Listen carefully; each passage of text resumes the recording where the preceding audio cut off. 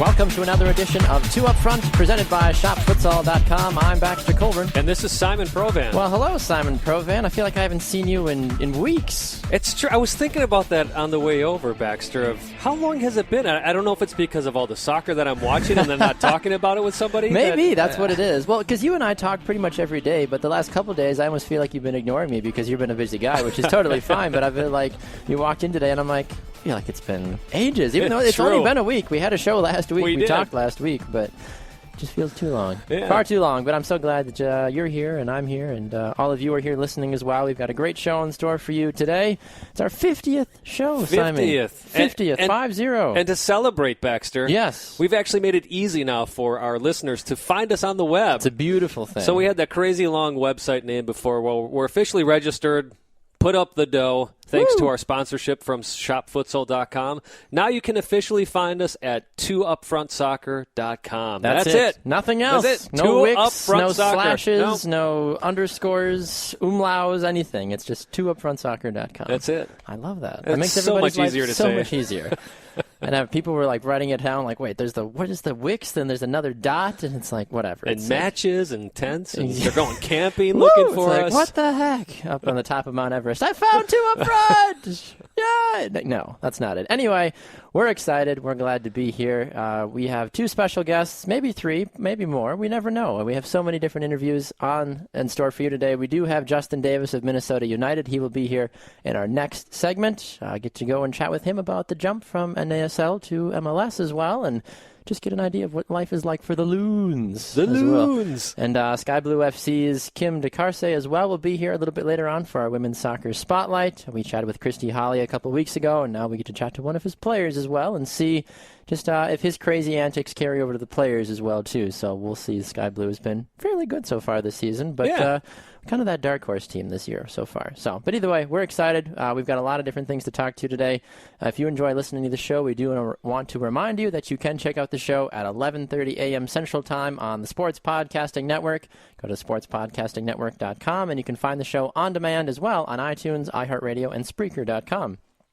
Yes, you can also find us on Facebook. Just search for Two Up Front, and you'll see, I wouldn't say our lovely faces, but you'll see our faces, or at least our name. We're also on Twitter at 2upfrontsoccer, and he is at Baxter Colburn. I'm at Simon Provan. And I'll tell you, Baxter, some fun people that we reached out to this week that have reached out to us as well that hopefully in the coming weeks we will have on our show thanks to those Twitter accounts. Yes. And, for those listeners out there who want to reach out to us, feel free to reach us that way. Absolutely. During the Copa, I'm very, very busy tweeting what I can, especially during the U.S. games. Mm-hmm. Although, sad to say, Baxter, I went to DVR the last U.S. game because I was busy with the family. Sure, of course. Got home and I think this is the fourth time now that the DVR has not worked.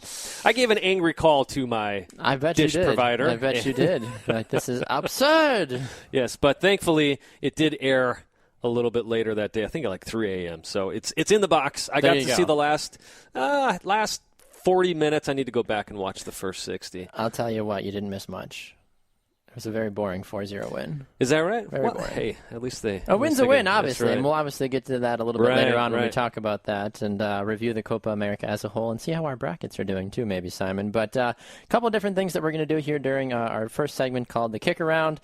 One of the things we need to talk about right away is actually something we're going to be doing live tomorrow night, Friday night. Tonight, technically, as you listen to this. We're recording this on Thursday. Spoiler. Anyway, the Milwaukee Torrent are having their first big kickoff party of the season before their first home game, which will be on June 11th. They're going to be at Brenner Brewing.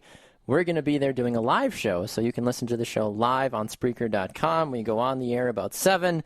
We get off the air whenever they kick us off the stage. That's right. No, it'll be about... That's part of the kickoff party, right? Exactly, so kick us off the stage. Now, we'll be there until about 8:30, 8:45, depending on how closely we stay to the schedule. But you can listen to it live. We'll have interviews with head coach Andy Davi, some players, the Milwaukee Barons, the Flood.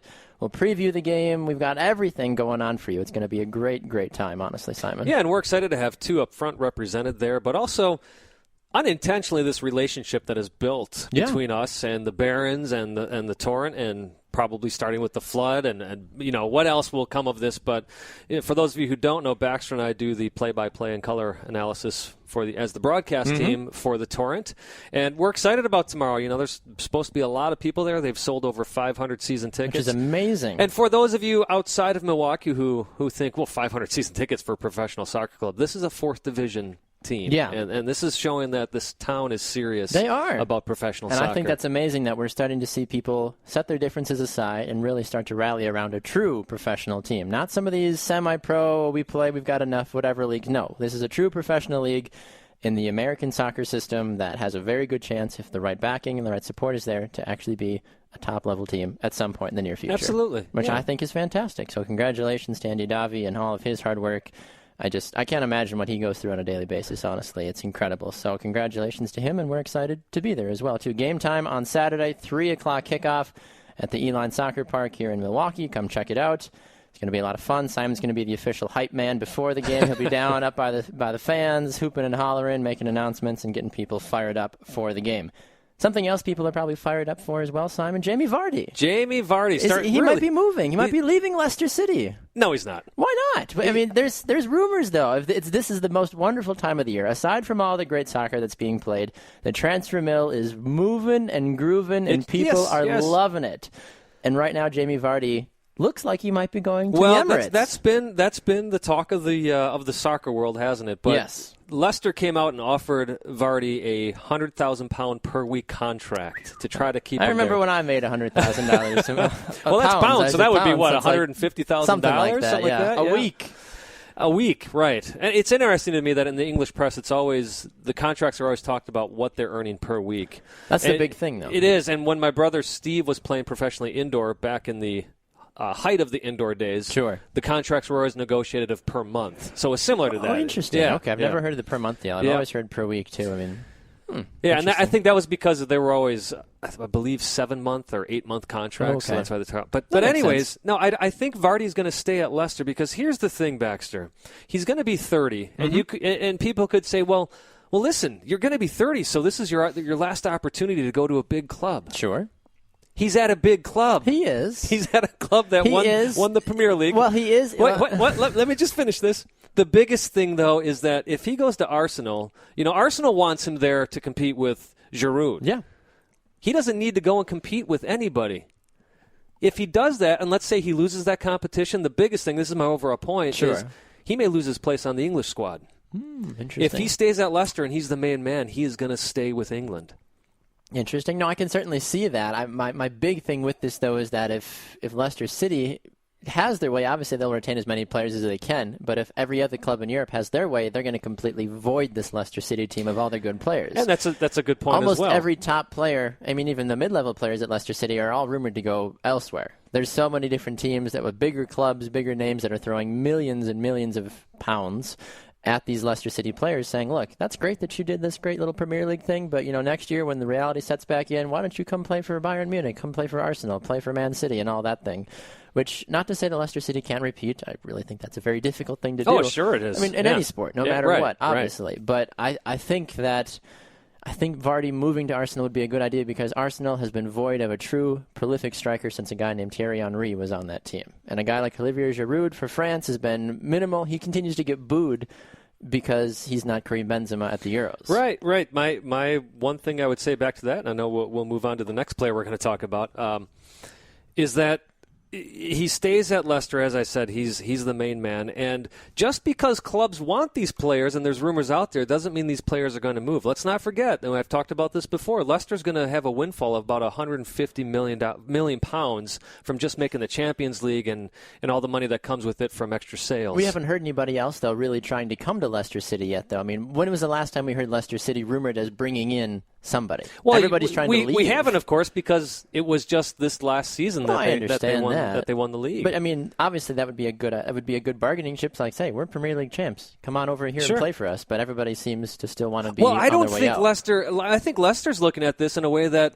Why do we need to change things up? If they can keep who's there, why do they need to change things up? What they need to do is add depth. That's the big that thing is the for big Leicester. thing. Yeah, I think they need another Jamie Vardy caliber guy. I mean, I know when he was gone, they still found ways to score goals. Absolutely, but yeah. Jamie Vardy, I mean, he's a fantastic player, and he's 30. He's not going to be around for the rest of existence. Even he'll be gone in the next 5 to 6 years if he stays really healthy at the most. Sure. So sure. Bringing in another guy, if you're Leicester at least, try to find a younger, maybe up and comer, and have him come over here and play at Leicester City. So we'll see what happens with that. Patrice Evra, he signed a new deal at Juventus as well. So Patrice Evra, he's an old guy. I forget how old he is at times, but one of those things, though, if you can continue to re-sign with a club like Juventus at any age, you're doing something right. Absolutely. I mean, I know he made the Euro squad as well, too, so for France, so good for Patrice. One other big signing that we need to talk about is Zlatan. I mean, he hasn't officially confirmed it. He said he's got this big, huge announcement. It's kind of like a Donald Trump thing. We all know what you're going to talk about. Right. But he just hasn't come out officially and said it yet. Well, and the reason that is, Baxter, is his contract isn't up with PSG until June 30th. So legally, if you're going to follow some FIFA laws, even though they don't follow themselves. When that does finally happen, yes. He can't put pen to paper until that contract is officially up. But yeah, it's very obvious. Manchester United was going to have a press conference 2 days ago, which they ended up not going through on because of this little hiccup here. But it's well known that Zlatan is going to Manchester United. When it first came out that it was rumored that he was going to come to MLS, I know I had said, no, it's not going to happen. He wants to finish his career on a high note. Or whether the high notes with Manchester United or making millions and millions upon millions in Qatar or China. Where he would have been just literally idolized as a god over there, because that's just what those people do. So we shall see on perhaps 12:01 a.m. on July 1st an announcement by I think Manchester he said he's going to do it. United. Yeah, it'll be obviously during the Euros at that point in time, because the Euros kick off here in about another week or so. Which I'm excited about, too, and we'll see what ends up coming with that. And once the Euros get a little bit closer, we will do a little bit more of an in-depth idea of who we think is going to go far. Belgium has a good chance this year and all that kind of stuff. So we'll keep an eye on Zlatan. We'll keep on everything. One other thing we want to hit on here in this first segment, the kick around, highlights not Manchester United, Atlanta United. That's who it is, the different United. They have signed their first homegrown player, Simon, which I think is fantastic. Obviously, it's not a huge, big name, but it's a homegrown player. He's a young guy. He's coming through the system, and Atlanta United showing that they are focusing on building from the ground up, and they want to make sure they have a younger side of the team as well before they go out and spend their millions on bigger names to bring fans actually into the seats. Yeah, and he's their first official homegrown player. Andrew Carleton is his name. So he was part of their inaugural Youth Academy class. And, hey, for all the things that I don't like about expanding to Atlanta, not because of the city, but I just don't like the idea of them playing in another NFL stadium on artificial turf. And, yes, I'm a Timbers fan. I still don't like the fact that the Timbers play on artificial turf. The Revs play on it, too.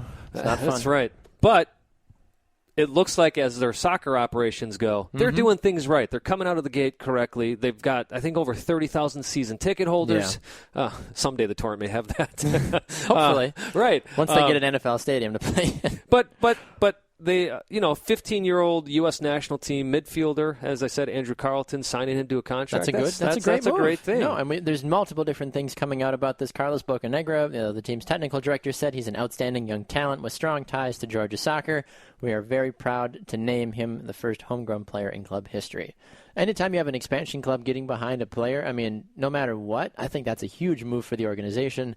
And I'm excited to see now what this kid will do. Will he see a lot of minutes on the field? Probably not once all the rest of the team shows up. But still, building that academy, building up from there. We saw Jordan Morris come out of nowhere for the Seattle Sounders as well. And what you hope is that, and I can put trust in somebody like Carlos Bocanegra, is that he's going to bring this kid on slowly. Exactly. We're not going to have another Freddie Dew on our hands. No, this isn't like the major hype train where they're freaking out saying, hey, Christian Pulisic, start him now. He's the best thing ever. No, it's not what it's going to be. Although I'm not against starting him, to be honest with you. We'll get to that. He's been in the pig pond long enough. And this is actually, quietly, Atlanta's been signing players, Baxter. This is their fourth signing. They got Junior Burgos, who they've actually loaned out to the Tampa Bay Rowdies. They have a goalkeeper, a 23-year-old, Alexander Tambakis, who's playing with their affiliate, the Charleston Battery. Yep. So, Atlanta's not just signing players and saying, all right, let's go out and train. They're getting them out there in competitive games already, too. Exactly. And I think once Atlanta rolls around, I believe it's next year I they believe finally it's next year. they get to join the party? I mean, because Atlanta's new stadium, I think, is either done or very close to it. So. Yeah, the Mercedes. Well, they did have to.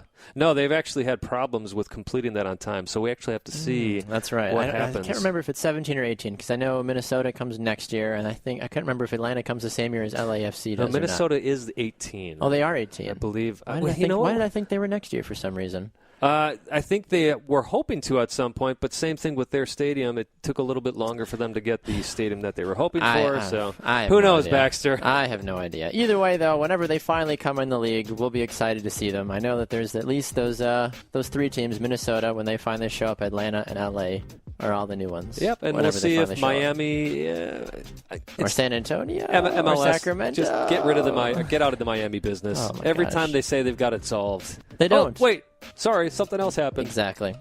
All right, we're going to a break. When we come back, as we mentioned, Minnesota United FC's Justin Davis will be here on the phone with us right after this. You're listening to Two Up Front, presented by ShopFutsal.com.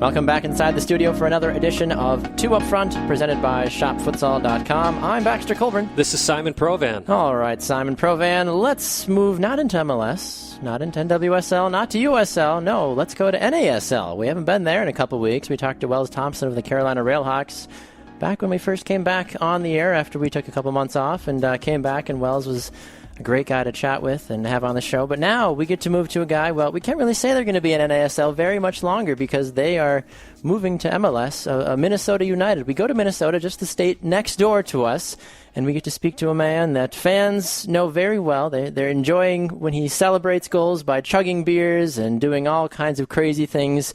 It's Justin Davis, number 2 of the Minnesota United FC, the Loons, as Simon likes to call them. Justin is here on the program with us now. Justin, good afternoon and welcome to Two Up Front. Hey, guys. Thanks for having me. I appreciate you having me on. You're welcome, Justin. We are excited to have you here on the program. Minnesota United, you guys are not having, unfortunately, the most glamorous season of 2016 here in the spring. You guys sitting 7th in the table right now behind some fairly notable teams, but can you give us a little bit of an update of what's been going on with the season so far and what you, as one of the more influential players on the team, have seen so far? Yeah, I mean, obviously, we're not sitting where we want to be, at the table right now, sitting 7th, and we didn't do ourselves any favors here these past couple of weeks, and, we had a chance to clinch the spring title, but didn't play well enough to get the results. So, we find ourselves in a little bit of a tough position now. But, we got a big game coming up this weekend against Miami and seeing if we can get back on the right foot and getting 3 points at home, which will be big for us. We're talking about, the NASL as a whole. I mean, they've got some very, very talented teams. I mean, the New York Cosmos, Indy 11, Tampa Bay Rowdies, just to name a few teams.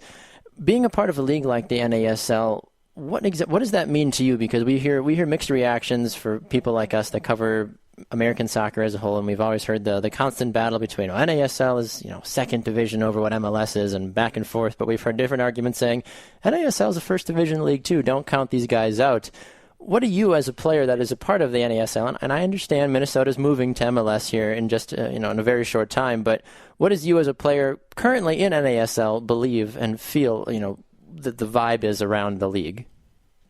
Yeah, no, I mean, I agree with what you're saying. I'm kind of in a weird position being with a club that's going to make the jump up. But, I've been in this league now. This is my 6th year. Haven't been here since the second reincarnation of it. And, just year after year, I think you just see, an improvement from quality of players, coaches, and, just the setup from the different teams. I think you see it getting better and better every year. And, is there still more room to grow? Definitely. But, just in the past, like I said, 5-6 years, that this league's been here, it's pretty amazing to see that, the new quality of players coming in. So, if they stay on that right, this same path, I think, things are looking good, and it can be considered, another first division a league, and you know, create some of those rivalries with the MLS teams that you see, you know, in the Open Cup game. So I think there's a lot of head-to-head battles between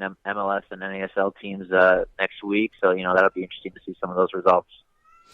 Justin, have you heard any news as far as with the jump up to MLS as to whether or not you or any of the other players may be part of that jump up as the club moves forward? Yeah, it's one of those weird situations where, you know, you're not technically signed with the club anymore like you are with NASL. You have to sign with the league. Sure. So contractually, there's some weird gray area there that I think, you know, my agent and other players' agents are working out right now. But, you know, having, you know, spoken with, you know, our club leadership, I think, you know, I am one of those players that's in the plans for making the jump up. So it's just a matter of, you know, waiting to see, you know, when paperwork can be finalized and all that. So it's kind of just a waiting game. But, you know, I'm looking forward to helping this club, you know, make that jump up. Yeah, you know, Justin, one of the things I love about your play is you actually remind me of one of my older brothers. He was an attacking player in high school and then switched to a marking back, is what it was called back in the day, in college. And you had the same thing happen to you, although it was attacking player in college, and then as you moved to the pros, you transitioned into the defensive area. But you're also known for making those runs forward and sneaking some shots in there.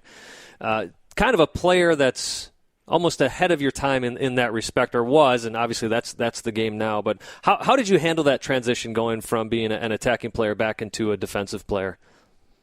I was going to say, does your brother just slide tackle around and drink beers after games? We must have a lot in common. That he did not. No. Yeah, to answer your question, I mean, yeah, it's a little bit of a change. I think that it's kind of important, though, to see, you know, the different position sides of the game. I mean, yeah, playing up top in college was always fun. You know, getting us to our goals, who doesn't love that? But then I think I can bring some of those traits that were successful playing up top, whether, you know, recognizing runs, you know, where to be, when to be, and you know, using that, you know, as an outside back, which I think, you know, the game's kind of evolved a little bit here in the last 10 years, where outside backs are just as important in the attack as they are, you know, defending. So I think our team does a really good job of using myself and Kevin Venegas getting forward, and you know, we've had some success the past 2 or 3 years just getting forward and contributing on the offensive side. But, you know, I think we're also pretty solid defensively. So it's a balancing act for sure. But I think, I mean, like you said, I think that's the way the game is now, and it's pretty important to bring to a team. Are you looking at what you do as a player and what it means to be a part of NASL as a whole? How do you view the possibility of moving leagues, basically? I mean, you look at what NASL is doing. I mean, we know that you're, you know, hopefully going to be a part of that, but when you hear something about that, you don't see that happening in Europe anytime, really. I mean, you hear about the promotion relegation side of it, but moving as a whole, what do you take away from that? How does that kind of drive you, you know, going forward, saying like, well, hey, I may or may not, you know, have a job next year. I mean, you seem like you're a very talented player, and you would regardless, but does that worry you at all? At times, yeah. I mean, once all the talk, you know, started happening with, you know, the MLS jump, I think a lot of us were aware of, oh, you know, dang, you know, I might not be, you know, included in that roster that's moving up. I'm not sure what the statistics would be of teams that have made the jump up in the roster turnover in that sense. But yeah, I mean, it's nerve-wracking at times, but, you know, like I said before, I've had a lot of positive talks, you know, with the front office, and I think I'm included in their long-term vision for the club, which is always nice to hear. You're always always nice to feel welcome. But, you know, on the playing side of it, it's definitely a challenge as a player. You want to see, you know, if you can perform at that, you know, so-called top-tier level. And, you know, we've played MLS clubs, obviously, in Open Cup, you know, preseason games. So I feel like, you know, I'll be just fine there. There'll be a little learning curve, I'm sure, as there is with, you know, making any move. But, you know, I think it's something that I can learn pretty fast. Well, speaking of playing against teams that aren't in your league, you guys have a fun friendly coming up June 25th. Lyon is coming to Minnesota. Of course, that means Miguel Ibrera is also stopping back at Minnesota United, where he had such a fantastic career. When you have these friendlies against these, top Liga MX clubs, do you see this as an opportunity to perhaps showcase yourself to them as well? Or is it more of, hey, you know what, let's play this one game and then actually you'll be done with league play at that point for the spring season, but do you then start focusing on the fall season? Yeah, obviously, I think Leon's obviously a good club, and they've had some success in their league as well. And I think Miguel's transitioned pretty well down there. Getting his opportunity to shine for them a couple times. And I don't know if that's in my plans to go down to Mexico and play. I've never really given that too much thought. I'm pretty content with where I'm at and growing what we have here in Minnesota. But yeah, it is an opportunity for us to show off. Not just for our club, but for our league and even for the country that, clubs here in America can compete against, a top-level Mexican club. Talking with Justin Davis here on 2 Up Front of Minnesota United FC. They take on Miami FC here in just a couple of short days. Definitely go and check out that game if you have the opportunity. One other thing I want to ask you about, Justin, before we let you go, looking at your personal page here on the MinnesotaUnitedFC.com page, were you the one that filled this out, or was it your wife that filled it out? Because finding out some of these things, your special talent being ridiculously good looking, is that something that you you take a lot of pride in, or is that? I'm curious to know who the one that was that actually submitted that answer. These are like questionnaires that they passed out like a few years ago, and apparently no one wants to update it. So I hope you guys know that's a Zoolander quote, and That's the genesis of it. Okay. And I'm not gonna lie.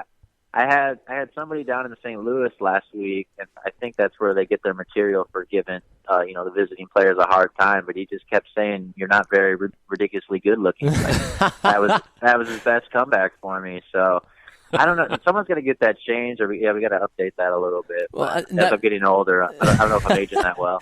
And that goes into that my follow-up question to that too. Where can we find the '90s boy band talk with Justin Davis? I feel like that's a fantastic show that the world needs to hear. And if it's not on the radio, how can we help that get off the ground floor?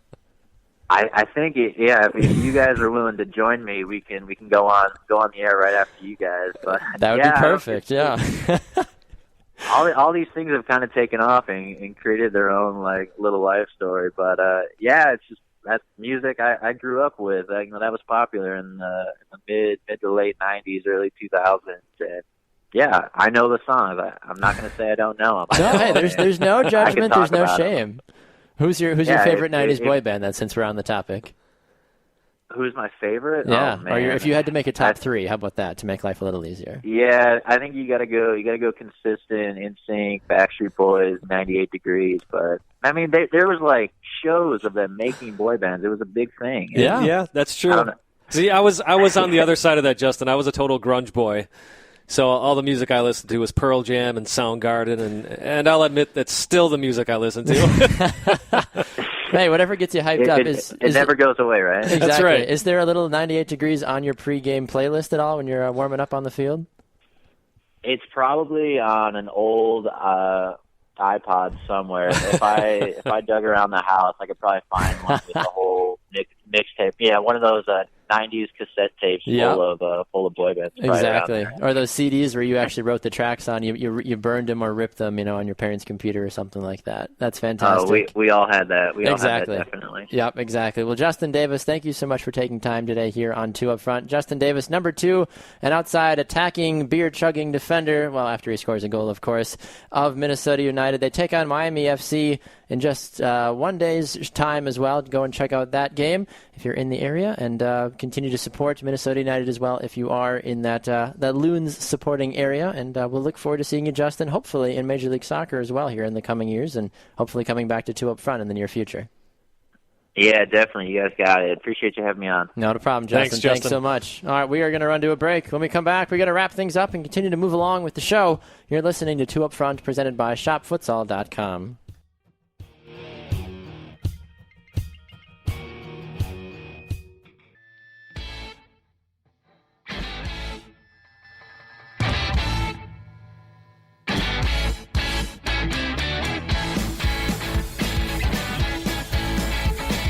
Back here in the studio for another edition of 2 Up Front, presented by ShopFutsal.com. I'm Baxter Colburn. And I'm Simon Provan. Just a reminder, live show tonight, later on tonight, if you're listening to us here on the Sports Podcasting Network, you can hear us live. Yes, live officially. None of this day or two ahead of time, pre-recorded business. No, you can hear us live tonight, starting at 7 p.m. Central Time, live on Spreaker.com, and on our Facebook and Twitter pages. You'll see the link as well. We'll be at Brenner Brewing for the Milwaukee Torrent season kickoff party before their first home opener game tomorrow, Saturday, against the Minnesota Twin Stars. It's going to be a lot of fun. We are excited about it, and Simon and I are going to be there. You can come meet us, say hi, shake some hands, kiss some babies, whatever you want us to do. Yeah, like our Facebook page, that kind of stuff. Follow us on Twitter, little things like that. We're excited, though, and really looking forward to it. All right, so let's look at some women's soccer right now, Simon. The U.S. women's national team surprisingly challenged against a very underperforming Japan team. They didn't make it to the Olympics after being in the World Cup final last year and for technically the last 2 World Cups overall. And Japan put a surprise 3-3 draw with them in the first of the 2 games, and then the U.S. came back and then took care of business, beating them 2-0, although the game did get rained out after the 76th minute, and they didn't officially finish it. That makes sense. Yeah. No, and actually, U.S. Soccer's still waiting word from FIFA as to whether they can count this. Exactly. And if I remember correctly, FIFA's response was, how much money are you going to give us? Oh, wow. Well, that's the show today. Thanks so much for tuning in. I need to go swear somewhere because that's just BS. Anyway, wow. I'm kidding, Baxter. I'm kidding. Are you? FIFA didn't really say Are that. you really, I mean, though? I would expect them that's to. Why, but that's the thing, though. I was not surprised by that response, though. When true. you told me that, you I actually was like, you got I angry. was genuinely mad. I'm like, that is ridiculous. I am done with FIFA. I'm going to go to Europe and go follow UEFA or anybody else. I'm just going to screw it. I'm just going to start up a whole new soccer league. Well, regardless whether FIFA that had was not said very that, nice. whether the game was complete or not, the U.S. won 2-0 over thanks to Julie Johnston and Alex Morgan goals. Crystal Dunn, as you were telling me off air, just lit up the field. She did. She is an incredible dynamic attacking winger, and I mentioned this a couple of days ago when I was on the Off the Post podcast as well. If Crystal Dunn does not make this U.S. women's national team, I am going to boycott this entire Olympics overall because there is no reason. I will. Really? If Crystal Dunn, she's the most dynamic player on the roster. I agree with you, but I don't. She's the most dynamic player on the roster. How do you not, if she doesn't make it onto this roster with everything she's done on the wing so far this leading up to the Olympics, I would be just floored if she doesn't make it. I agree. I would be floored as well, but I can't stop supporting the rest of the women. Watch, but at least for the purpose of getting people fired up, I would boycott it. Boycott them all. No, I would not. I love the women's national team. Side note, by the way, yes, more than 23,000 fans showed up for this game in Cleveland, Ohio. I'm not saying this as a joke. This is in truth. From what we've seen from the Copa America, that has outpaced most of the Copa America games with attendance numbers. That's true. That's also outpaced the attendance at Cleveland Cavalier games this year, too. Or in Cleveland Browns, too. Cleveland Browns fans are going, how do we get 23,000 people in our stadium? No, that's not true. Anyway, I think they played at the Cleveland Browns Stadium. I believe they did. Yeah. Is it, I forget what, Energy or something like that? Energy Stadium or something like that. Either way, though, I was a little concerned, though, about this 3-3 draw. Just to go off of that for a moment. The U.S., they go down 2-0 early. They were down 2-0 with about 25 minutes into the ball game. There was a ricochet shot off of Becky Sauerbrunn that everybody that loves Becky Sauerbrunn is defending, saying, no, I didn't touch her. It was just a really nice goal. Well, either way, Becky Sauerbrunn and the defense failed to step multiple times in this game, leaving Japan to ultimately end up going down. And they ended up going down 3-2 late on in the game.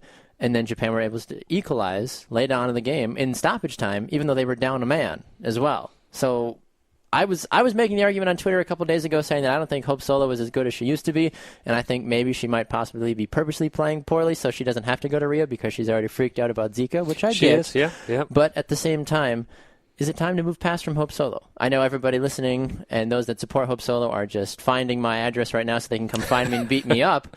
But I at some point, though, Hope Solo looked so just she didn't want to be there. That was the bottom line. I was watching this game, and I'm like, she just looked disinterested, didn't care.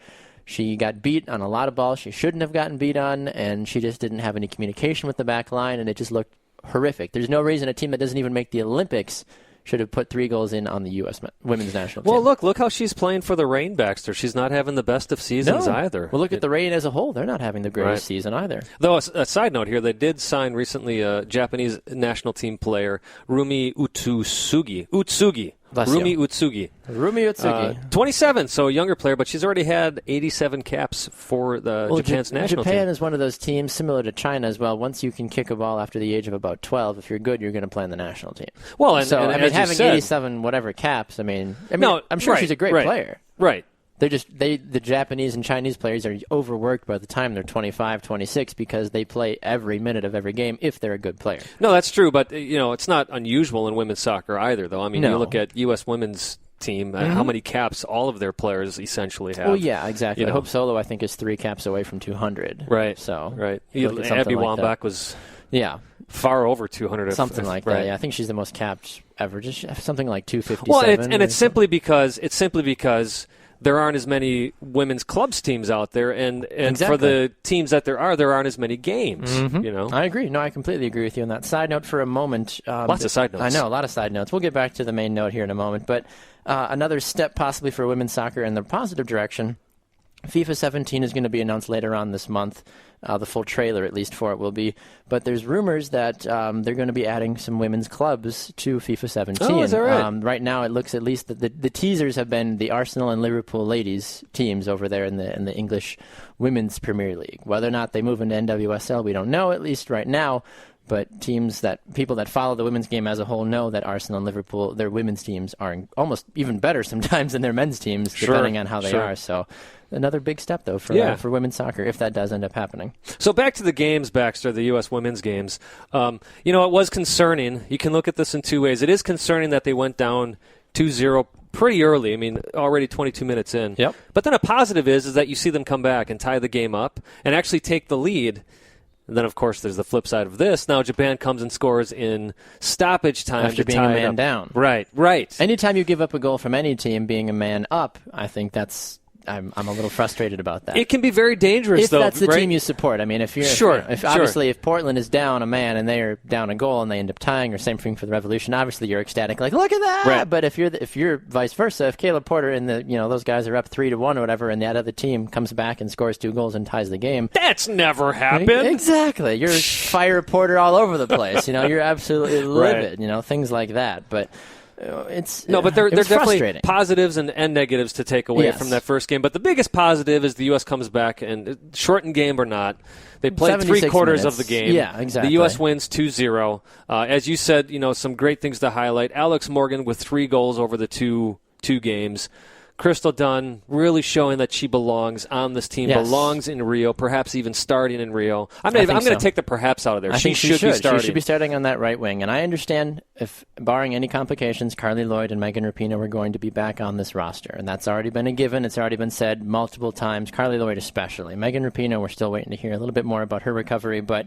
So you're already taking away 2 spots from whoever these ladies are that are already there fighting right now. Yeah. So obviously that can raise a little bit of concern, but at the same time, how do you not take Megan Rapinoe? How do you not take Carly Lloyd if they're healthy? Especially Carly Lloyd. Not to say that Megan Rapinoe is replaceable, but with the outside talent they have on this team, she's semi-ish replaceable. Ish. Absolutely. Not 100%. I do want to say, and I am name dropping because we get to do this with our show. Of course. Sam Hewis also came in as a second half sub in that first game and played very well. In fact, it was her pass to O'Hara, who eventually passed it to Horan. But it was Sam Mewis who really got things set up for that third goal in that first game. And it's nice to see Sam Mewis and Crystal Dunn, both former interviewees here on Two Up Front, that are playing such a high level of soccer right now. And I know we don't have time to break down into it, but for those of you who are listening who maybe haven't seen it, Canada and Brazil also split a series, 1-0 for each of them on either side of those legs. 2 very good teams in the women's game, and it's actually, for me, it's exciting to see that they split the series. I agree. No, I completely agree. I mean, we talk about Brazil, and we've mentioned this on the show before. We want Canada to be good so badly. We really do. They've got a good team. It's not that they don't, but then you get matched up against a Brazil, you get matched up against a France, or any of these other teams in World Cup playing, and they always end up on the short end of the stick. But it's nice to see somebody else doing well. And I think the fact that they were able to beat a team like Brazil, who has traditionally been good for a long time, and say what you will about the fact that these games are close together, well, it still affects both teams the same way, no matter what. But they still got a nice 1-0 victory on the second game, which I think is great. And admittedly, I didn't get to watch most of the Canada game, but from what I did and from the reports I read, that Canada actually put on quite a show against Brazil. Yes. Yeah, so exactly. It was nice. It's kind of, it's great to see this team who Canada's been aging, obviously, with some of its better players, and we want to see some younger players step up like we're seeing with the U.S. team. But for the fact that they went out there and again in that second leg of that series and put on the show that they apparently did, that's very positive to see. Exactly. I think that really opens up a lot of things for Canada moving forward. I mean, they're going to be at the Olympics as well, too, so we'll see what 18 end up making that roster and who ends up putting on a good performance overall. Let's move into here quickly before we get to Kim DeCaris of Sky Blue FC. This week we have everybody's back in action again, which is great for the NWSL. I know I'm excited about it. First game, Boston Breakers and the Washington Spirit. Washington Spirit, they're third best in the league, while the Boston Breakers are dead last. Washington Spirit, Boston, what do you think in this game, Simon? Even though Washington Spirit's away. Now, are they going to have their players back? They Do we will. know this Crystal yet? and everybody will be back, yeah. I mean, Washington Spirit, I believe they're going to win this game, so they'll have played their seventh game, and they'll be back on top of the table with 16 points. There are a couple other teams that play each other, though, that have that effect, obviously, of the top. But you think Washington overall, though, is going to just piggyback to the top, even though Chicago plays Portland? Well, I think, again, looking at overall, not just overall points, but points per game. Sure. Washington's still ahead on that. And, that is true. I can't imagine if Washington continues to play the way they do, they're going to win this league outright. They're going to blow these teams away. I completely agree. We've talked about them too. I mean, with Crystal Dunn and Christine Nairn, have both been on the program before too, and just hearing them and talking with Jim Gabara as well. This is just a very through and through team. They're very talented, no matter where you look at this lineup, honestly. I mean, Joanna Lohman on this team, too, scoring crazy goals. And Washington really could run away with this season. Well, I think so. And looking at Boston, they've got that 1-0 win over FC Kansas City. I think that fooled a lot of people because FC Kansas City has not been that good, even though they were champs last year. But then the Breakers come back, and you're thinking, okay, maybe they're actually figuring things out. They lose to the Flash 4-0. Exactly. Speaking of the Flash, they've got this next game against the Orlando Pride. Orlando's good when Alex Morgan shows up, but other than that, there's nobody else really for Orlando that really sticks out to me as a dynamic player. I think Western New York Flash, similar to the Washington Spirits, or I didn't say that in the last one, are both going to come out with victories in this game. Yeah, I agree. In their respective games. Right. I think this is actually a pretty easy one to pick, especially with the Flash playing at home in Rochester. Yeah, I completely agree. Sky Blue FC and FC Kansas City. FC Kansas City's hit or miss. They won their last game, which is great, but they're also second last in the entire table, while Sky Blue has been semi-quiet. They've got 8 points in 7 games. We'll talk to Kim here shortly on the program and see what she thinks about that upcoming game. Sky Blue and FC Kansas City draw, in my opinion. Well, I think that's a fair pick, Baxter, because also you look at Sky Blue, you had mentioned that Kansas City, they're trying to figure things out. Sky Blue is kind of a chameleon. They play really well one game, then the next week not fall on their faces, but just don't play as well, and you're kind of wondering where everybody's going to come from. So I think a draw is fair, but I'm still going to take Sky Blue FC. Okay, very good. I mean, that'll make a lot of fans happy. Chicago Red Stars and Portland Thorns, the battle of 1 and 2, possible and outright overall leader. Will the Portland Thorns finally lose their first game of the season?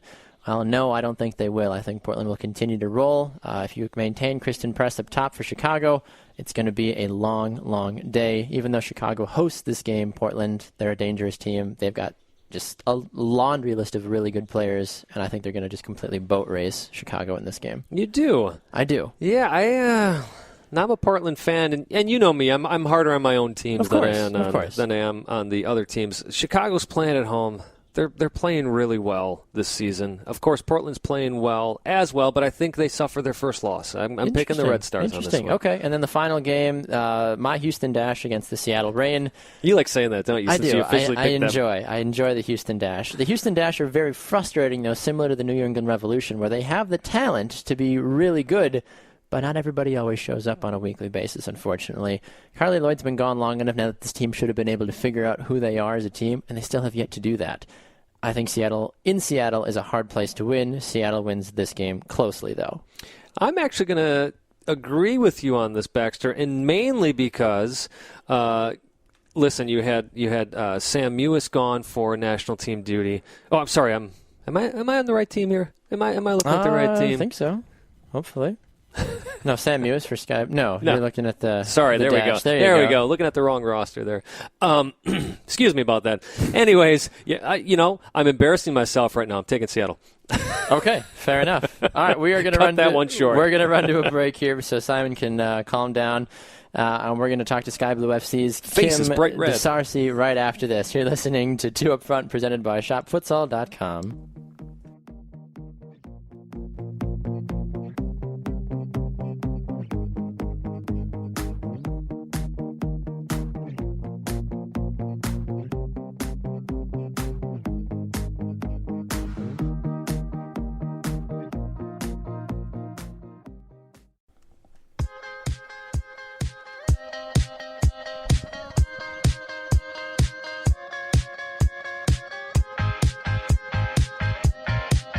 Welcome back inside the studio for another edition of Two Up Front, presented by ShopFutsal.com. I'm Baxter Colburn. And this is Simon Provan. All right. Did you want to redeem yourself from that last segment quickly? Nope, not at all. Nothing? Nothing at all? No. You found out where Sam actually plays, though. She was on the show, Simon. How do you diss a gal like Sam Mewis? Okay, I was saying I saw Ellie Brush, and it made me think of Sam Mewis. Why? I don't know. That's the way my crazy mind works. So where does Sam play, now that we know? Western New York There Flash. you go. And where does Ellie play? Ellie plays with Houston Dash.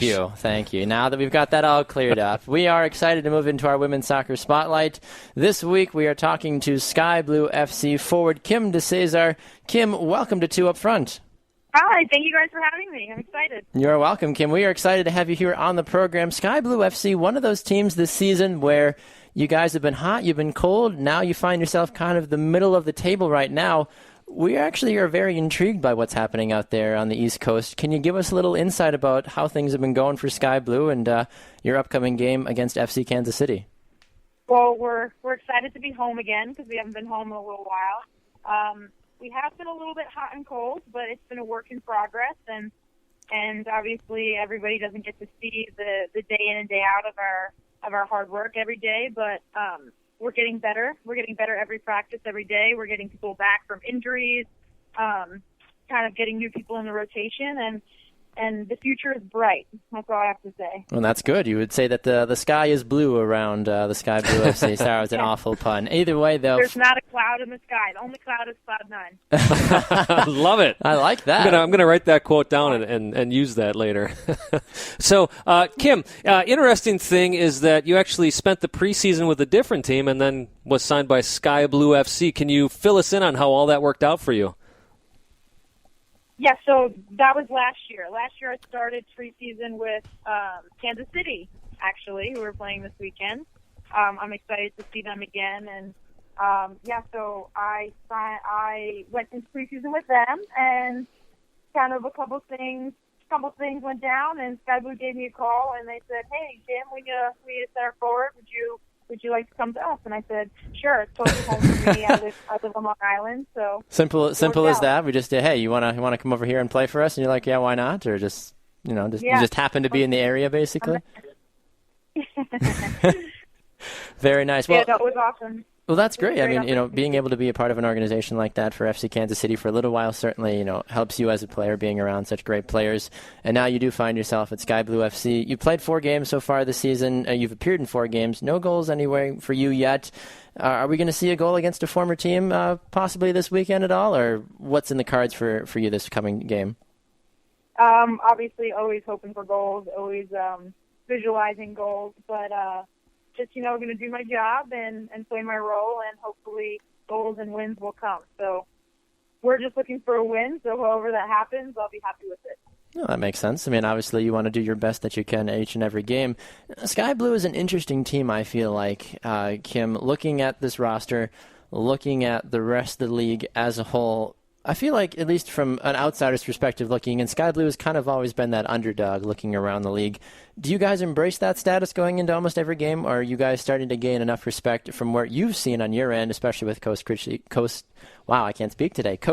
Holly in charge as well, really kind of driving you guys forward?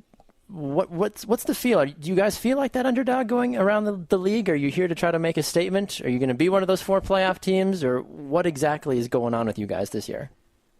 I think that we don't necessarily always feel that we're the underdog. I think that other people look at us in that way. We go into every game as if we're going to win. Our game plan, obviously, we're confident in it, and every game we plan to win. So, but yes, in some ways, I do feel like we're the underdog, just kind of how people look at us from the outside. But that is sometimes a good situation to be in, because like when we're playing against Chicago, who's top of the table, and we get a point on the road, that's a good feeling. And we had our our away opener against Seattle and won against them. You know, that we can roll with that underdog, and I don't really have a problem with people saying that. And hopefully, by the end of the season, we'll be one of those top 4 teams, and everyone will no longer consider us an underdog. So, but I don't think that's necessarily a bad thing. Exactly, yeah. Be called an underdog. Some teams rise to that occasion, and sometimes that lets them fuel them as well throughout the rest of the season. I mean, I think we do. I do. I think that even in the games that we were a little bit more,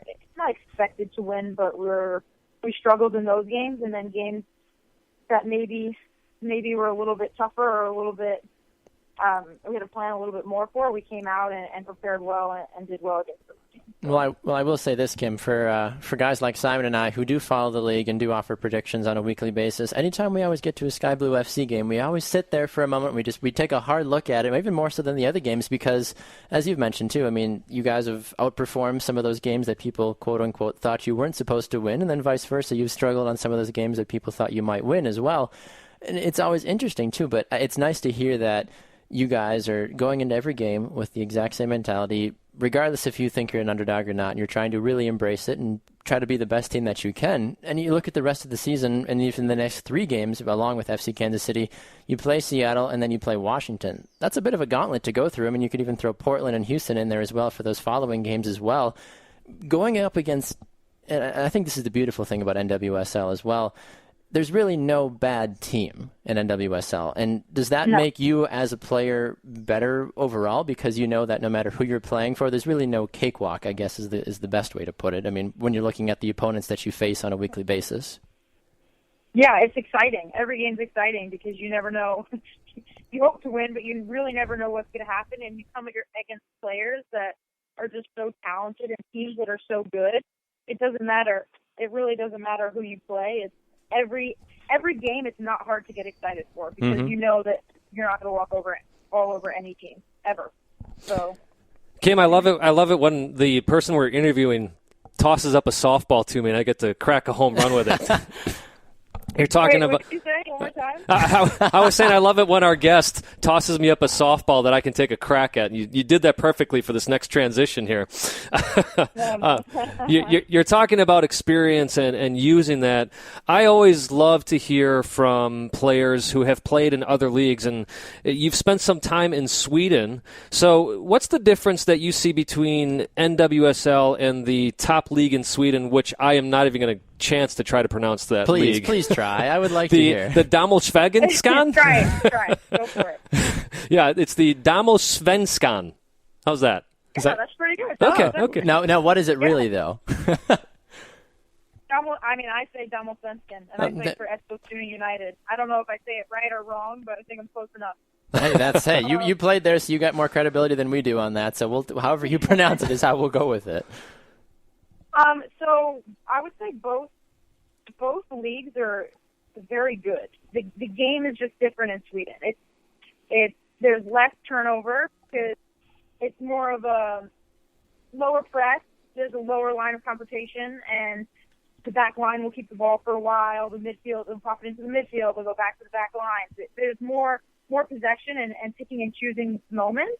And it's a little bit of a slower paced game, but I don't mean that in that players' decision making is slower. It's just not as high press. I feel like in the NWSL, a lot of us are high press, very athletic, very fast, but we also lose the ball a lot more because we take more risks. There in Sweden, it's more calculated risk. I try and think if we were to play each other, it would definitely be an interesting game, and I don't know how it would turn out because we would high press, they would try and keep the ball. It's still, though, I still have played with some of the best players and against some of the best players in Europe, and they compare and are better than some of the players here. It's just I can't say that one league is better than the other. Sure. Because there's different styles. Which makes sense. And I learned different things playing in both leagues. Well, that was the one question I had is what do you take from playing in Sweden and apply it to your game in the NWSL? I think I learned to slow myself down a little bit, and that everything doesn't have to be 100 miles an hour all the time. I think in the United States, we're taught that game speed and game pace is as fast as you can go, as quick as you can touch the ball, as hard as you can hit it, but that's not the case.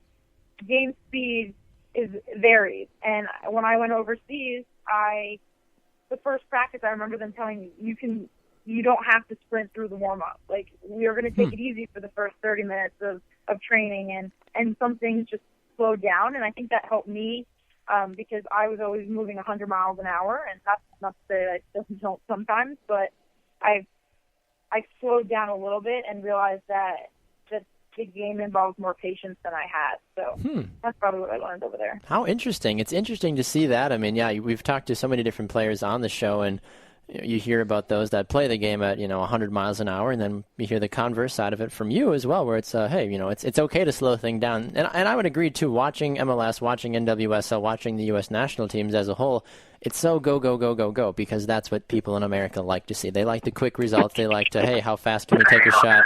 Move around, do other things like that as well. But it's nice to see, and I'm a fine line between the two. I like to be able to have a quality of the game to happen, plus also the speed of the game as well too, within reason, with the excitement of it within reason, obviously. But one thing I'm curious about, Kim, you've played in Sweden, you play here in the NWSL. Now that you've kind of seen the best of both worlds, what's your ultimate goal here? Is there something you want to do? I mean, I understand you're only 25, so you've got some time here still to really make a name for yourself. But as you lie awake there in bed at night, thinking and dreaming about what you want to do, playing professional soccer, I'm sure is very high on that list. But what's the next step career-wise that you want to be able to make to cement yourself in history? Every day I wake up and I'm like, I'm so happy I'm going to practice. So, and that I'm playing.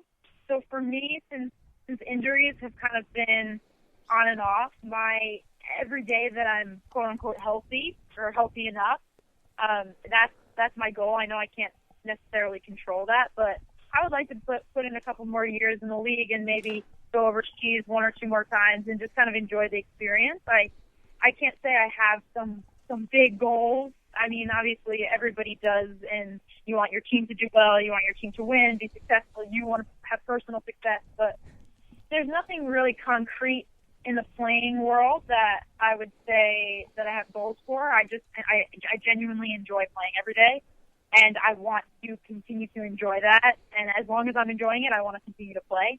And then after I'm done playing, I definitely feel like I need to try being a coach. I want to be a college coach. Oh, wow. So okay. that's definitely something that I'll try. I don't know if it's something I'll stick with. I don't know if I'm going to want soccer to run my life, my whole life. Sure. But right now, that's probably the route that I'll go with. So every year that I play, every new team that I play for, I feel like still helps me.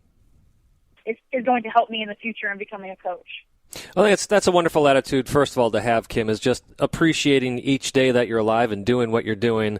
Because let's face it, there are not many people in this world that to get the call themselves professional soccer players. Exactly. And especially in a league like the NWSL that has survived now, longer than any other women's professional league in the States. And I love hearing that coaching is something that you're interested in doing. I have a 9-year-old that plays the game, and I got to tell you, it is such a joy, not just because it's my daughter, but it's such a joy to coach those 9-year-olds, those 10-year-olds. And when you see them apply something to the game that you've been working on in practice, including back passes and slowing the game down, by the way, it really is, for me, because I played the game at a competitive level, obviously not professionally, but at a competitive level, and being able to have that outlet by sharing that knowledge with kids is for me a magical thing. Yeah, no, it's awesome. I'm actually, right after I'm done with you guys, I'm going to coach my U13 team.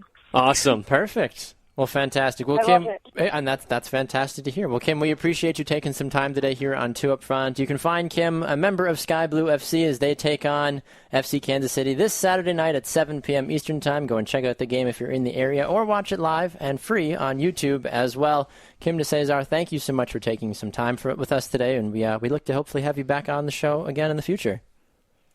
Awesome. Thank you guys for having me. You are welcome. Thanks, Kim. We're going to run to a break. When we come back, so much more in store for you here on Two Up Front. Peter Wilt will be here a little bit later on in the program as well to announce a new player signing for Indy 11, his final act before he leaves the great door that is Indy 11 and goes to Chicago NASL. You're listening to Two Up Front, presented by ShopFutsal.com.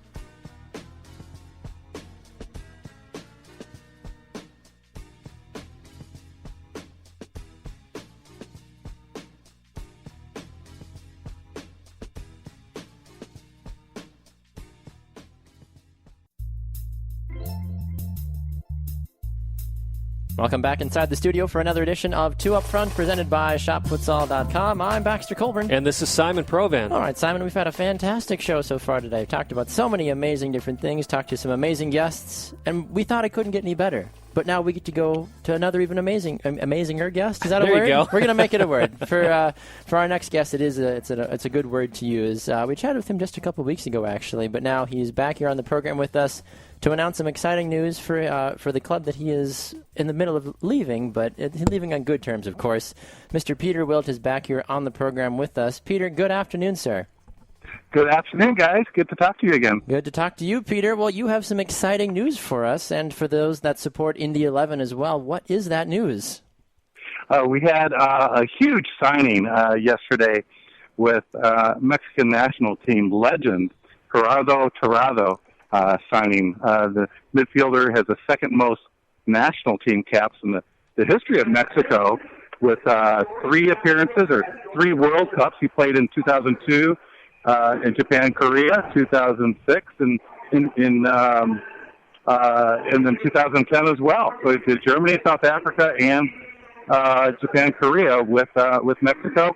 He's been the captain of Cruz Azul for the last 11 years, and we're very fortunate towards the end of his career to be able to get him to finish his career with Indy 11. That's a fantastic, wow, congratulations. Yeah, Peter, so, the last time we talked to you, one of the questions I had asked you was about, MLS versus NASL, and you had made the point about how the NASL is really wanting to challenge MLS, and it's kind of wrong for people to ask, well, what happens if MLS comes around and says, hey, Chicago NASL, do you want to join us? And you had made the point that, it's who's to say that in 5 years MLS will be the big league? And I have to say, this goes a long way in showing that, hey, NASL is serious about their ambitions.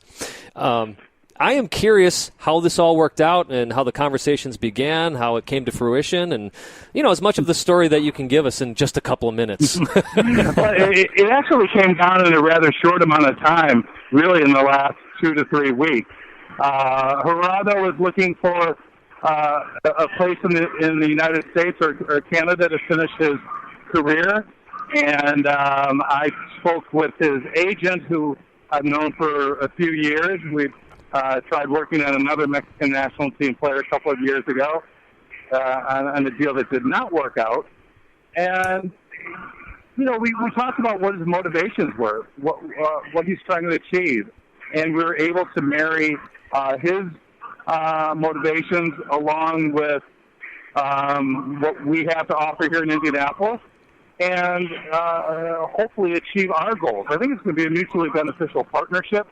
Gerardo is still in excellent shape. He's 37 years old, but we spoke to his performance coach in Cruz Azul, who happens to be an American, a gentleman named Sean Buckley, who told us that he's actually the most fit player on Cruz Azul. Incredible. Holy cow. He works out more than the 23-year-olds on the team.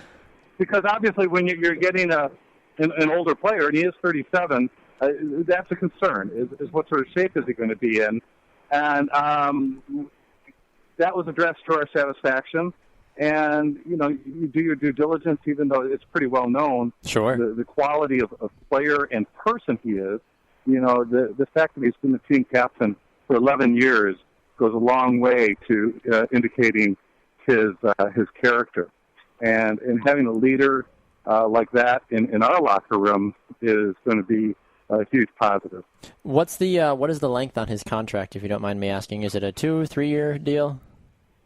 The length of the contract and other terms have not been made public. Gotcha. Okay. Good to know. Good to know going forward. Well, I mean, that was a question I had, but you kind of answered that for me in terms of with him being 37, how long realistically is he going to be around? But you're saying that he's outrunning even those young guys right now, but who's to say this guy isn't going to be playing into his early 40s? So that's fantastic, though. I am curious. I love his nickname now. I mean, in Spanish it's El Borrego, but it's the sheep. He's the sheep. I've never thought that the sheep would be a nickname that I would want to have, but I'm sure you're hoping that he will shepherd the flock that is Indy 11 this year. Yes, it is a nickname that is unusual. It kind of reminds me of the nickname of the entire Chivas team, which right? Of course, yeah, is the Goats. So, Peter, on a personal note, we know you're wrapping up your not necessarily ties, but your responsibilities with Indy 11. How much longer do you have with that club before moving, I'm assuming, full force into Chicago NASL? This was it. This was my final official act, was signing Geraldo. I actually kind of went into overtime a little bit to get it done. There is another player signing that I completed a few weeks ago that hasn't been announced yet, but Geraldo was actually the last player that we signed. Is it bittersweet for you leaving now? Yeah, I'm going to be down for the game on Saturday. It's a championship game for us. If we win 4-1 or 4-0 over Carolina, we will take the spring NASL championship, which would be a fantastic way to go out. Indy is undefeated through 9 games, and hopefully we'll wrap it up with some silverware. That'd be excellent. And from what I'm reading here is we will see the Sheep, as he is called, on Sunday, June 26th in a friendly against Pachuca. Is that correct? Correct. Because of the way the transfer window works, he will not be eligible to play in either the Open Cup game June 15th at the Chicago Fire or in the fall season opener July 2nd. But since the Pachuca game in India is a friendly, he can play in that game, and then he'll be able to play against Minnesota July 9th, which is Indy's second game of the fall season. Well, Peter, I think it's very fitting that the way you end your time with the club is a huge signing like this, and if I could throw a little pun in there, it's like you being in the bull ring saluting all your fans. So congratulations on such a huge signing, and congrats on building the club that you have in Indianapolis. Absolutely. Thank you very much, Simon. Thank you, Baxter. You're very welcome, Peter. Peter Wilt, everybody, from formerly Indy 11, now Chicago NASL. Congratulations on the final signing, Peter. We look forward to seeing all the craziness and excitement that you will bring to the Chicago area as well. Very good. All right, Peter Wilt, everybody. We will be back with more here on 2 Up Front right after this, presented by ShopFutsal.com.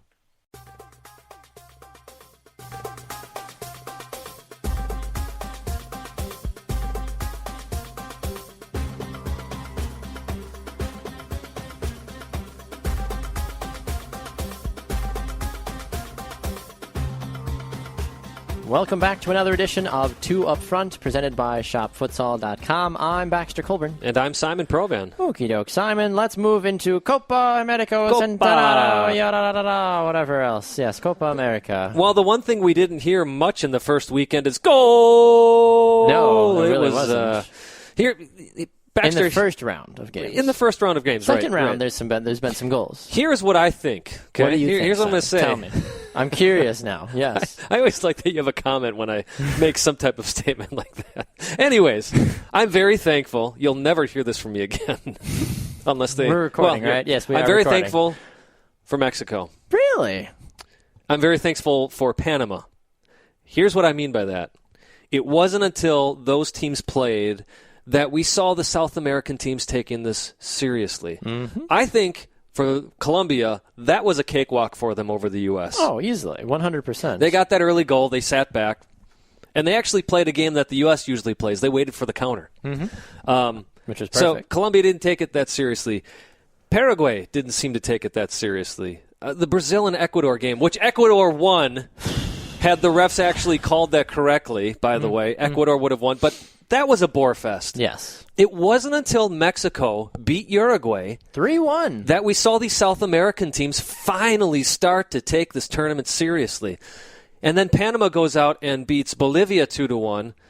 And then we see an awesome game last night, or 2 nights ago now, between Peru and Ecuador.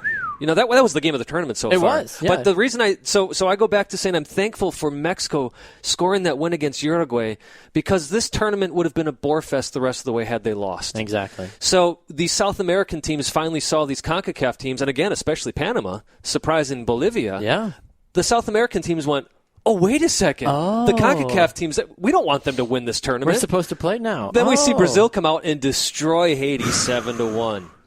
But take away the 7-1 scoreline, Germany did that to Brazil, so they were just really looking to get back. That's not the whole point. The fact that was the first goal ever in Copa America history that Haiti has ever scored. Right. So that was a monumental. Sure. I mean, it was 5-0 at that point when they had scored that goal, but still, Haiti had something to celebrate at least. Here's something. Until that Brazil game, who got the hat trick? I don't remember. Anyways, it's not important. Here's the thing. Until Brazil's game, Blas Perez of MLS was the leading scorer. Yeah, he was leading in the Golden Boot race. He had 2 goals in 45 minutes. That's right. People were, fantastic goals, by the way.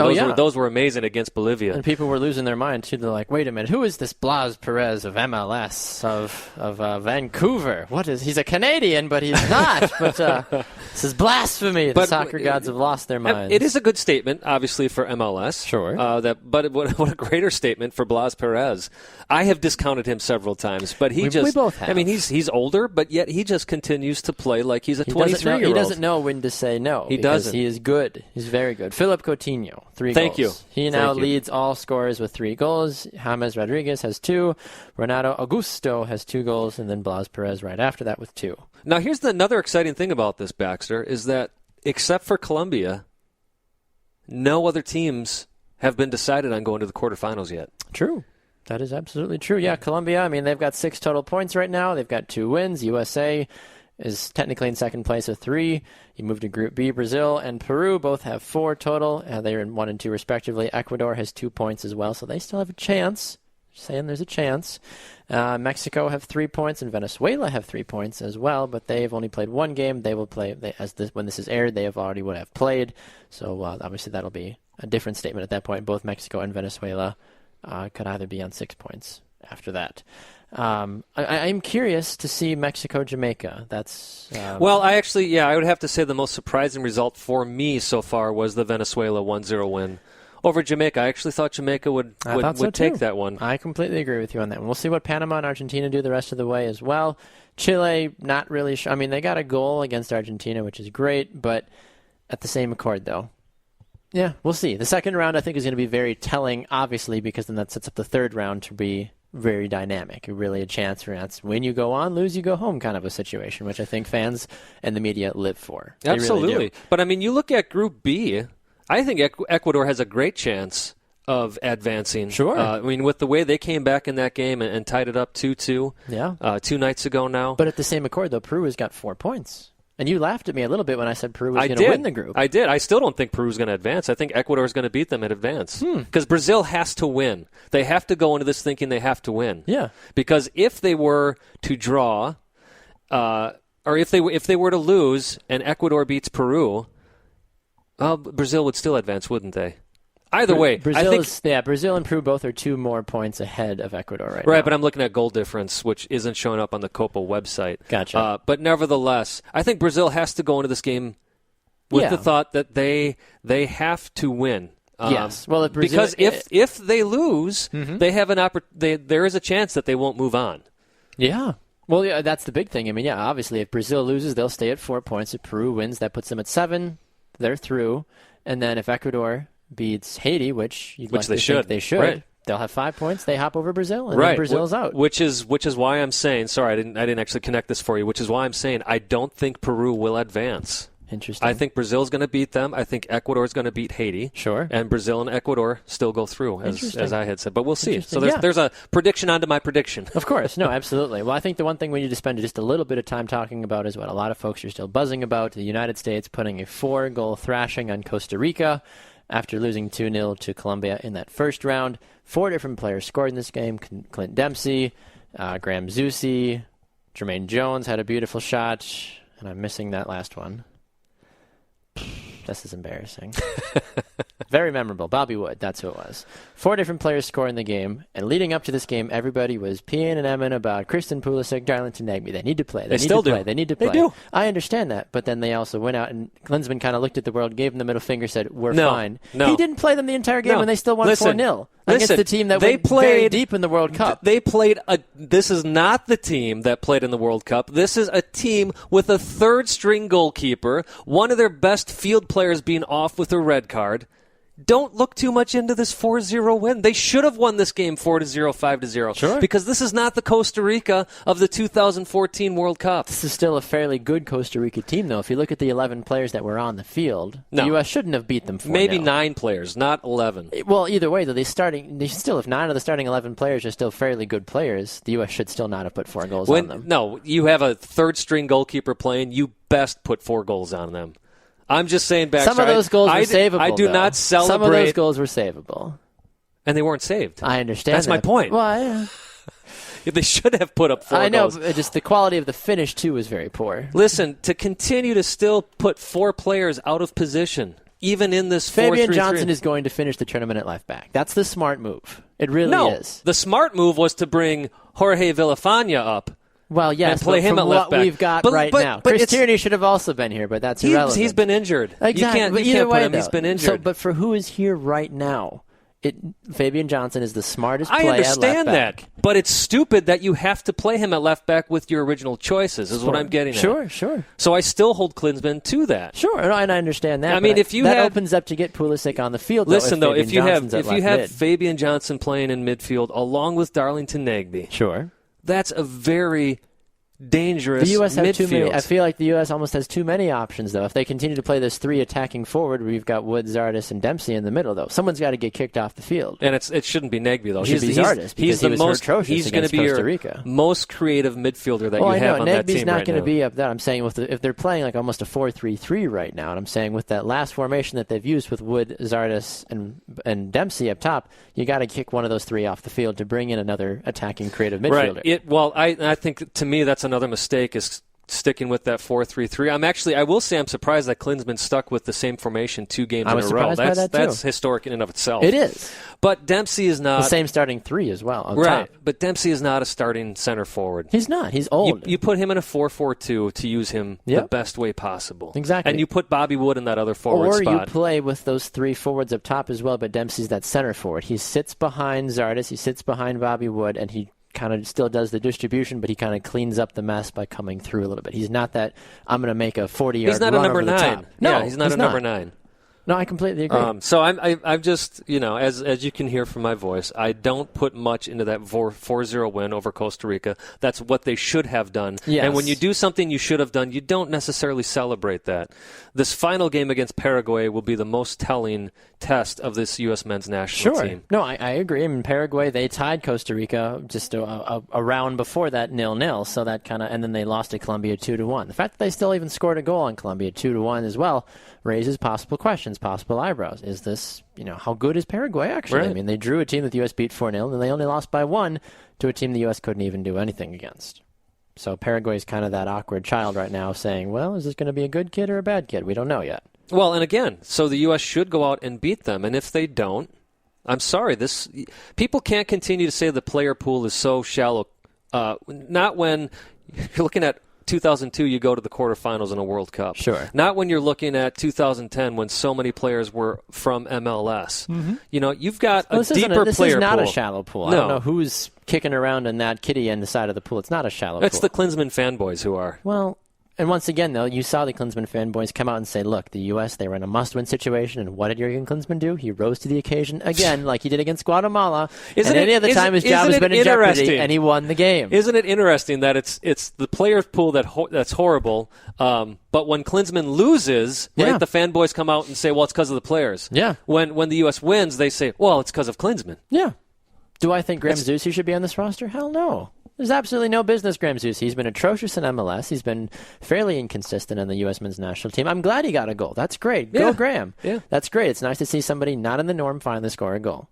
Fantastic. All I'm saying is, why not use the players for the positions that they play for their club Was teams he that they saving do them so for well? a team like Paraguay, who he knows he's going to get run into the ground for if he doesn't come out with a consistent lineup? I don't know. It was nice to see Kyle Beckerman not start. It was nice to see Wondolowski not start.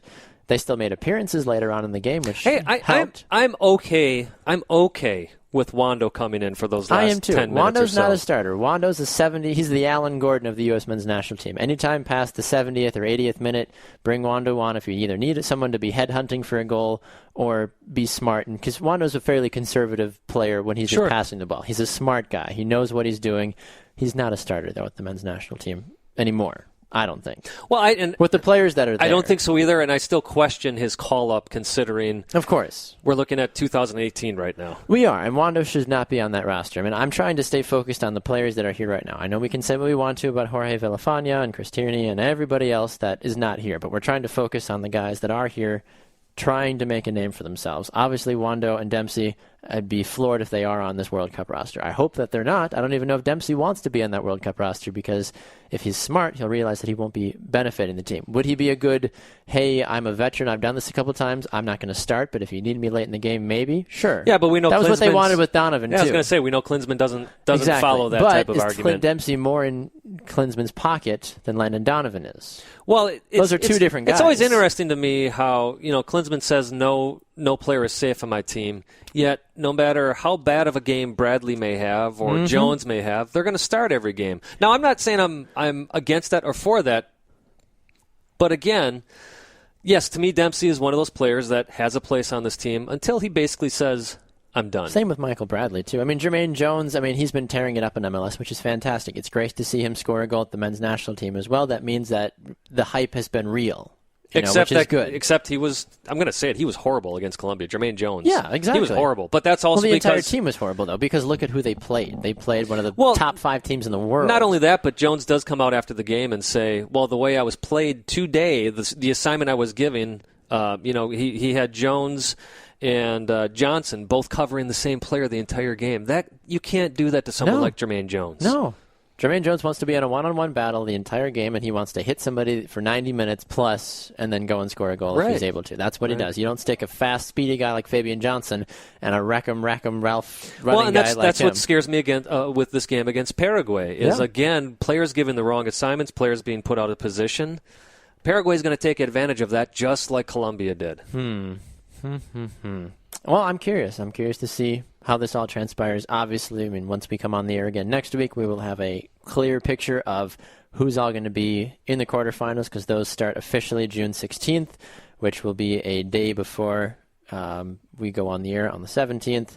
So we will have a better idea of who's all going to be there, and we'll have to obviously recap one of those games, which may feature the United States. So I've been negative this whole time, Baxter. I do want to finish this segment on a positive note. Sure. As I said, the South American teams are finally caring about what's going on in this Copa America, and I think we're going to see some really exciting, maybe not the best, but some very fun soccer to be had in these next couple days. No, I completely agree with you. And from what it's worth, yes, it's nice to see some different teams rising to the occasion. It's nice to see, yes, I'm saying it too, it's nice to see Mexico doing well also. Do I think they're going to win the tournament? If it's not Argentina, I hope it's Mexico for CONCACAF's sake.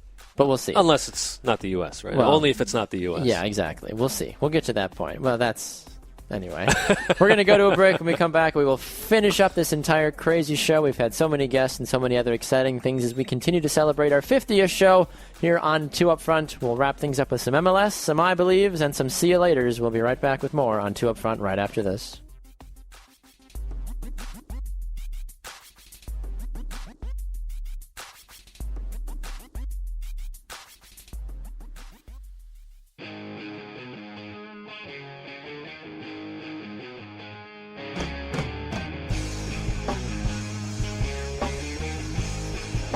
No games again, right? Back here inside the studio, closing things up for our 50th edition of Two Up Front. I'm Baxter Colburn. And I'm Simon Provan. All right, Simon. There's usually the time of the show where MLS is the main focus and we go crazy on all the things that Caleb Porter and Jay Heaps and everybody else are doing, but there's no games. Bum, bum, bum, bum, bum. Oh, sad. Just... Ooh, yeah, no games this week, unfortunately, for the Copa America, which is nice because those are some very needed rests for players that didn't get called up, or those that did get called up, a chance to showcase their skills on a national level, Absolutely. which is great. So, yeah. And it doesn't, we don't get diluted teams. Exactly. In MLS. Exactly. We could talk about that for the NWSL a whole other time when the Olympics roll around. But there will be a small break, but some of those teams are going to be absolutely decimated. Anyway, yes. We are going to talk about one of the segments we always enjoy doing, though.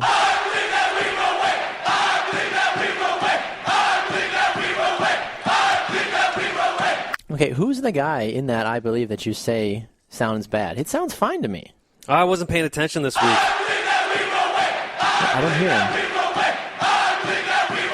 Yeah, no, right there. Oh. I believe that you would. He went through puberty at that exact second. Just hit him hard. Well. Either way, it's our time for our I Believe segment before we wrap things up. Simon Provan, you, sir, can lead things off. Baxter, after one round... Well, kind of a round. It's not the full group stage yet, though. One round of games, 2 games in the books now. I still believe Mexico's going to win this thing. Do you? I could see Argentina doing it, but I'm not looking much into that 7-1 win for Brazil over Haiti. It was Haiti after all. Mexico looked really good against Uruguay. They put in a solid showing, 3-1. So, yeah, I still believe Mexico's going to win this thing. Interesting. Okay. Yeah, I mean, something similar to that, I guess. Now, I believe that after 50 shows, we as a show have grown incredibly far. We continue to make leaps and bounds all across the world, and I am very honored and excited to have you here as my partner for all this time. And it's been a lot of fun. Baxter. I'm excited for the next 50 as well. So many exciting things in the works in the near future that we are excited to either announce or just make happen, and we'll see what happens. Including... Once again, an easy website for you. Everybody to go to now. Exactly. 2upfrontsoccer.com. Yes, I love it. And you can find us on Fridays from at 11:30 Central Time on the Sports Podcasting Network by going to sportspodcastingnetwork.com. You can also find us as well on iTunes, iHeartRadio, and Spreaker.com as well. You can also find us on social media at 2upfrontsoccer on Twitter. On Facebook, we are 2upfront. You can also email us, 2upfrontsoccer@gmail.com, or as we were just talking about, find us on our website, 2upfrontsoccer.com. Yes, indeed. We will be live later on today as you're listening to the show here on Friday. We'll be live tonight starting at 7 p.m., from Brenner Brewing Company in downtown Milwaukee, as we will be at the Milwaukee Torrent kickoff event. Either give us a listen or come on by and say hi and meet us in person. We'd love to say hi to you as well. He's Simon Provan. I'm Baxter Colburn, with our manager being the one above. We are 2 Up Front.